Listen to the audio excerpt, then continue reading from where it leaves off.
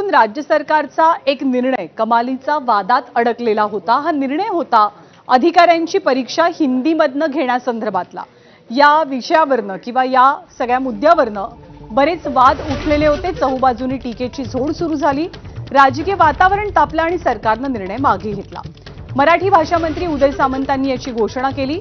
राज्य शासनाच्या भाषा संचालनालयानं राज्याच्या सेवेत असलेल्या राजपत्रित अधिकारी आणि कर्मचाऱ्यांसाठी हिंदी भाषा परीक्षा घेण्याची घोषणा केली। 28 जूनला होणाऱ्या परीक्षेला मराठी भाषा अभ्यास केंद्र त्याचबरोबर मनसे आणि ठाकरे सेनेनं जोरदार विरोध केला। महाराष्ट्रामध्ये मराठी हीच प्रमुख आणि अधिकृत भाषा आहे, त्यामुळे सरकारी अधिकाऱ्यांवरती हिंदी लादणं योग्य नसल्याचं मत मराठी अभ्यास केंद्रानं नोंदवलेलं होतं। यामुळे हिंदी भाषेच्या परीक्षेच्या निर्णयावरनं निर्माण झालेला वाद पाहता राज्य सरकारनं तात्पुरती माघार घेतल्याचं दिसतंय।